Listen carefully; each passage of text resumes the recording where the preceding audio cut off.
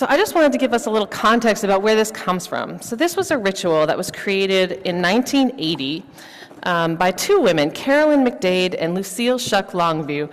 And most of us know Carolyn McDade because she wrote Spirit of Life. So for those of you who know that song that we sing here so often, she's one of the people who created that ritual. They wanted to create a ritual that was just ours, not borrowed from another religious tradition, but that belonged to Unitarian Universalism, that spoke of connection and called forth a sense of power and place. And so there was this small gathering of women. I think there were 8 women who gathered at a ceremony called Coming Home Like Rivers to the Sea. And they created this ritual. They invited each woman to bring some water from a place that was special to her and pour it into a communal earthenware bowl. They brought water from rivers that spanned the states, rainwater that fell on the coast, oceans that cradled community, water from their taps in their own homes. And like this ceremony that began in 1980 and began to spread across our faith tradition into many of our congregations today, we will take part in that ritual as well. Some of us brought water today, and if we didn't bring water, there are vases with water, sacred water from our own taps here in our building that you are invited to use to participate in the ritual and let it symbolize water that is special to you in your life. So, like a stream feeds a river to the sea, we grow deeper and bigger as we are added to one another and wend our way to community. Now I invite Reverend Alex to talk us through how we're going to do it. Our waters come from farthest reaches of this planet. Our water symbolizes the deepest reaches of our hearts. And after this ritual today, the water poured together in the sanctuary will be filtered and purified to be used in children's dedication and other rituals as well. And we will begin the ritual right from where we are. If you have water near you, whether you are at home, there's a camera somewhere, and I'll find it somewhere there, yes. If you are at home,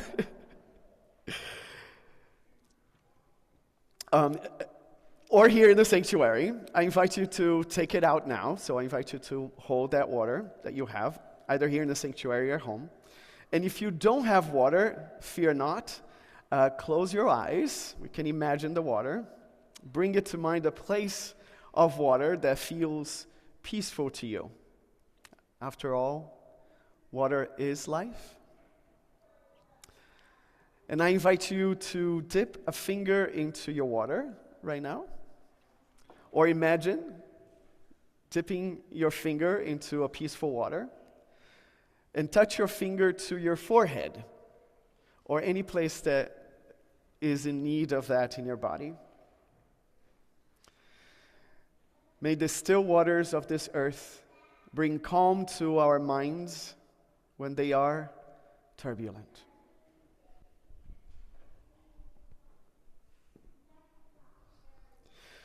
Now touch a finger to your heart. May the oceans of this earth remind us that just as each wave is unique, it is always one with the sea. So too are each of us unique. So too do we belong to something far more vast than we can ever comprehend. And finally, touch a finger to your lips. May the constant flow of the rivers to the ocean remind us that once a word has been spoken, though it might be forgiven, it cannot be taken back. May the rivers remind us to always speak the truth in love. In a moment, we will begin the ceremonial part of our ritual here in the sanctuary. And if you are at home, we invite you to join in singing Down in the River to Pray with us as we pour our water together in their vessels right here. and to turn your water into a blessing for the world. Maybe there is a parched plant near you, for folks at home, that you would appreciate a little bit of this water that you're sacramentalizing. Maybe there is a pet's water dish in your home that you would like to bless with this special water. And thanks for all the ways that this animal companion blesses your life. Maybe it is your own soul that is dry. And quenching your own thirst is the sort of kindness that you often forget to offer.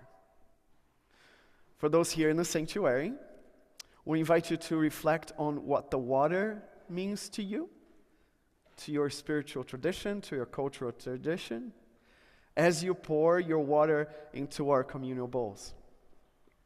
Maybe you want to reflect on the story of where your water comes from. Maybe think about your love of swimming or the warmth that it fills you when you boil a pot of water for tea in the morning or in the afternoon or late at night. Maybe you want to recommit to doing one thing this week that contributes to water justice in this world, where the right to clean water so often goes ignored. When we pour waters that hold deep meaning for us together, we are filling these vessels with our hearts and our prayers, our spirits, capital S or small s, as well as our sacred waters. So in a moment, the choir will begin to sing and begin the ritual, followed by the rest of us. As we join in the music, I invite you to come to the front, down the aisles. If you brought water with you, pour it into one of the vessels up front. And as you offer a silent intention or reflection, blessing or prayer, and if you didn't bring water with you today, there are pitchers of water that you may use to symbolize water that is meaningful for you. And if you want a vessel to be brought to you, please raise your hand and one of us will assist you. I also want to extend a special invitation for the adults with the children that will be coming forward. If you feel willing and able to either take a seat in the front pew or maybe on the steps, on the chancel steps. So if you would stay up front, we'll have a liturgical action and a science experiment later in case you would like to participate. So these are the invitations. Come as you feel moved. Come as you feel inspired.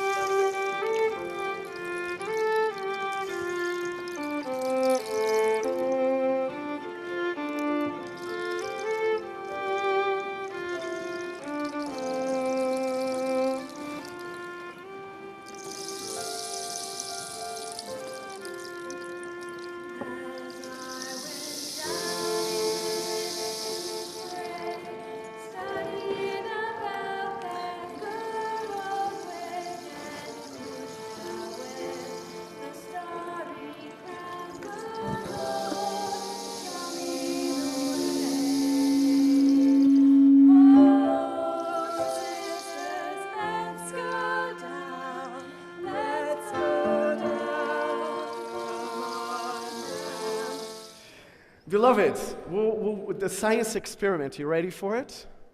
Yes. So I have some questions. I always come with questions. So my first one is, what's the name of our planet? What's our planet called? Earth. Yeah, that's the official name. But what I learned is that there's 71% of water that covers the planet. So if somebody's coming from another planet, they might look at it and say what? It's a water planet. 71% of it is covering the planet. So water is a very important element, right? Yeah, and those really important, that's why they're all called elements. They're all... Very important because they're called elements. Thank you, Dorothy. Yes, I appreciate that very much. And our species come from water. Scientists teach us that we probably evolved coming from water. And babies are formed surrounded by water. And how about our bodies? We look pretty solid, some of us maybe more than others, but just keeping it real, and it's good. And we're mostly water. Our bodies are mostly water. We can't live without water, can we? Water is really, really important. So, did you notice that we brought water together in all those vessels and we poured it together and it's becoming one, right? They all become one. Can you tell the water that you brought or that somebody else brought? We can't, right? It's all looking like one beautiful body of water. So the experiment I wanted to invite you to do, for those that might be willing and able, and thank you for already starting part of the experiment, will be for us to have a little bit of water together. And this water, it's clean, it's purified, right? So we're going to drink a little bit of water. So this water, when we drink it, it will become part of who we are. And then, drinking this water, that's becoming part of who we are, and it's becoming part of who you are, it will become part of who I am, and we're all drinking the same water, we're going to be connected, just like the ocean connecting all the continents. What do you think?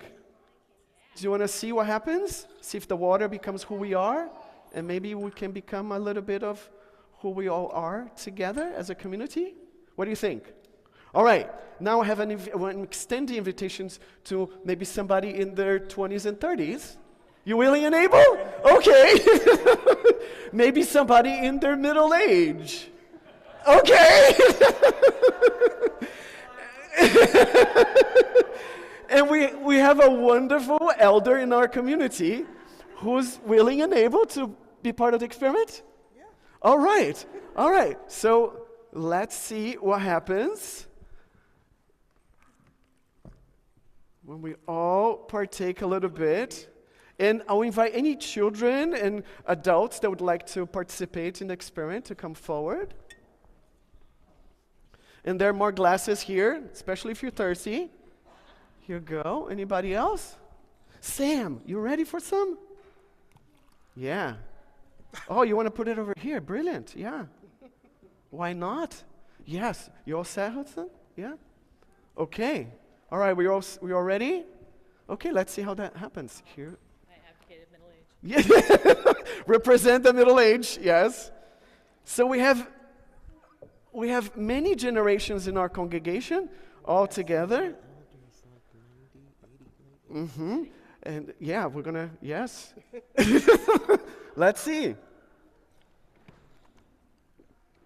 Okay. So you feel it becoming part of who you are? Yeah, the water, it's becoming you. And the same water that you're drinking is the same water that we're drinking. So becoming part of that water, and we're all connecting with each other. How do you feel? Yeah? All right, hydrated. Brilliant. So we're going to think a little bit more. We're going to continue to reflect on the power of water to hydrate us, to connect us, and to nurture life. Yeah, we'll think about that this week.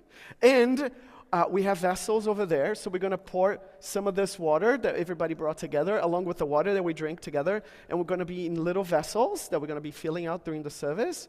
And during offertory, we're going to offer that to the congregation, especially those that may have a very parched little animal or parched little plant at home, or somewhere to bless, or someone that they want to offer some of this water that is part of who we are. What do you think? Yeah, you up to it? All right, brilliant. Let's go for it. Yes? Thank you. Thank you very much. Yes. I saw a cartoon recently where a child points to a big, round, chubby hippopotamus and says, "Look, Daddy, a Zippo." And the father looks back at the child and says, "No, darling, that's a hippo." And when the child asks, "What's the difference?" the dad says, "One's very heavy, the other's a little lighter." Thank you, whoever hissed.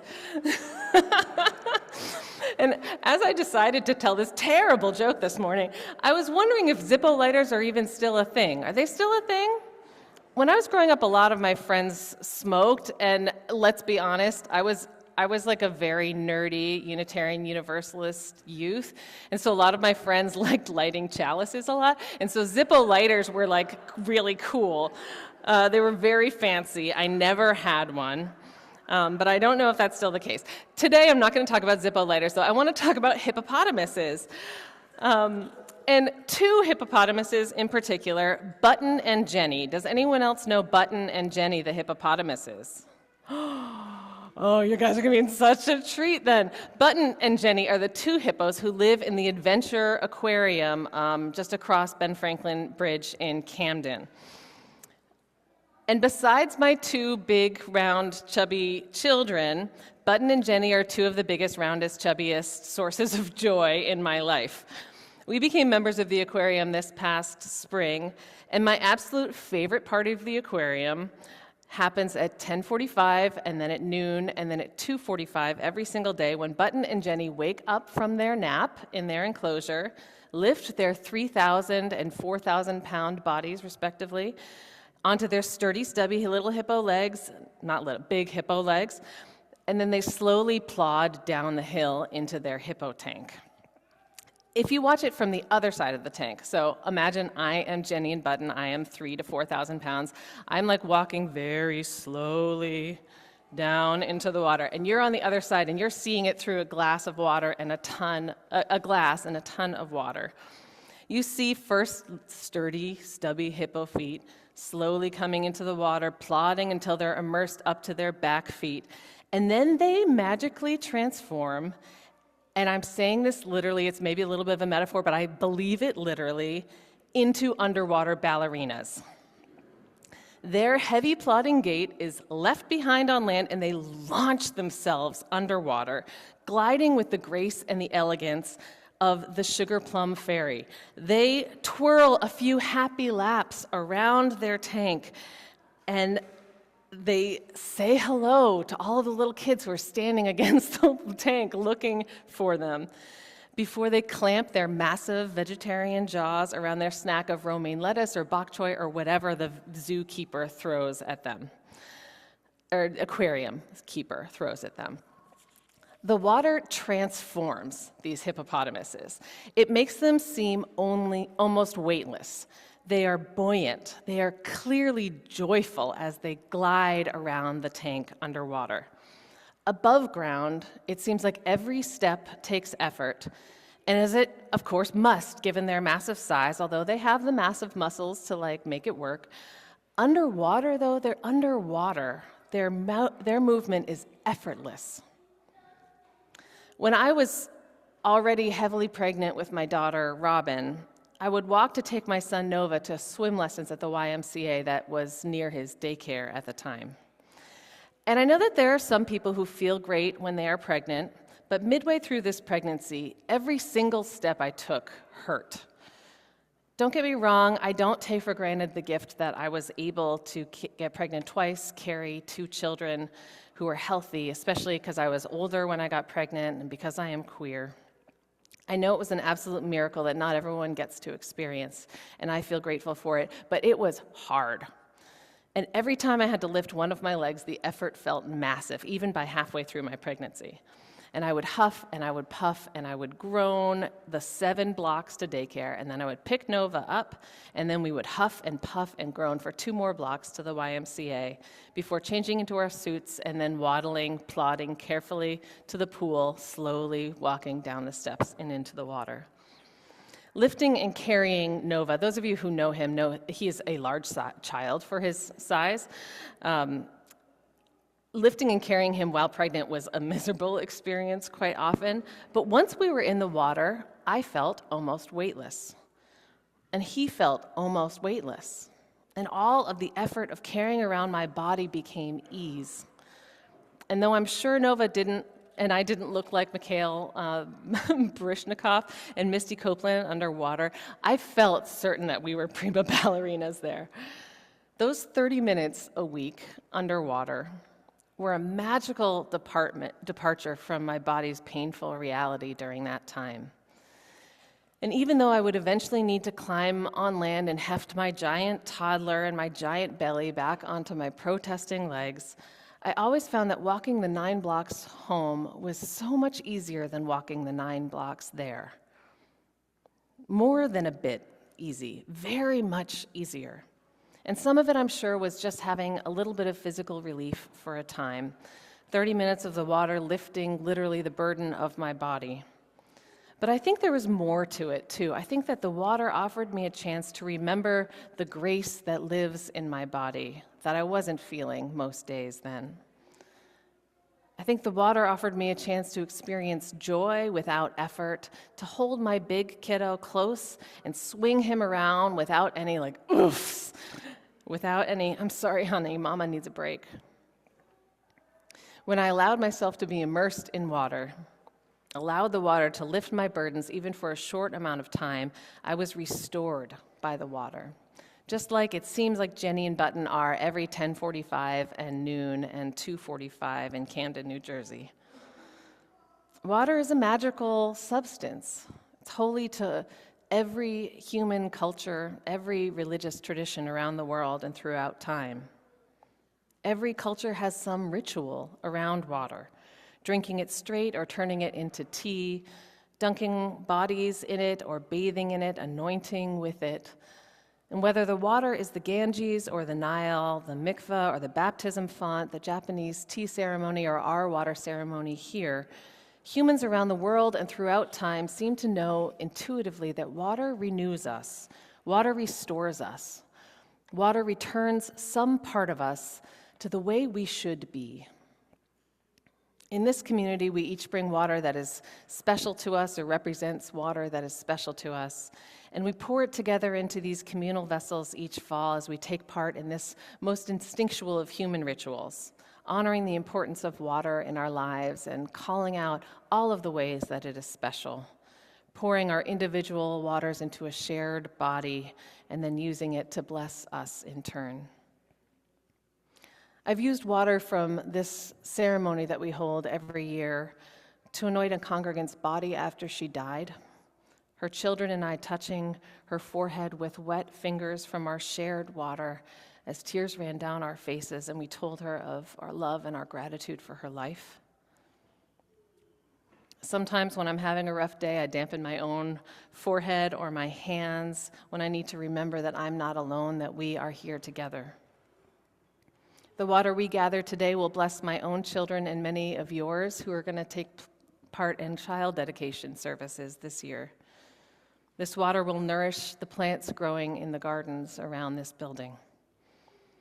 And I like to think that in our Sunday worship together, and probably actually every single time we gather in any way, it's a chance for us to do for one another what water does for us, to lift each other up, to lift each other's burden, even if only for an hour, and to help each other remember the grace and joy that live in our bodies at all times, but are sometimes hard to access. And hopefully when we leave our time together, even if it's only for 30 minutes, even if it's only for an hour, the restoration, that we find with one another can make our lives a little bit easier going forward. This little time we share can make it slightly better as we carry our burdens again back out into the world. Though we sometimes come together feeling like a hippo, heavy, may we leave like a Zippo, a little lighter. Amen, and blessed be. Hi, I'm Reverend Hannah Capaldi. And I'm Reverend Abby Tennis. We are the ministers at the First Unitarian Church of Philadelphia, where our mission is to awaken love and justice in our lives and in the world. We're so grateful that you watched, and we hope that the sermon connected with your soul. We also want to invite you to join us for a live worship service every Sunday at 11 a.m. Eastern Time. You can always find the link to that service on our website at www.philauu.org. In these services, you'll hear words like you've just heard, and you also get a chance to greet one another, pray together, sing together, and we even hold a virtual coffee hour after services to get a chance to greet some new and old friends. If you want to support the mission of this community and you feel moved to give, you can do so by going to the website that Reverend Abby just mentioned. You can find that link below, or you can text 215-709-5095 and follow the prompts to give. If someone in your life needs to hear these words today, we encourage you to share this video. And again, thank you so much for watching. We hope to see you soon.